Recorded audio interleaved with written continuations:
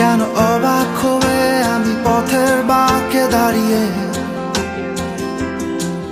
তুমি জোছনা হয়ে একা কোথায় বলো হারিয়ে। কেন তোমার আমার এত গল্প স্বল্প, আজ হঠাৎ করে কেন হলো সবই অল্প।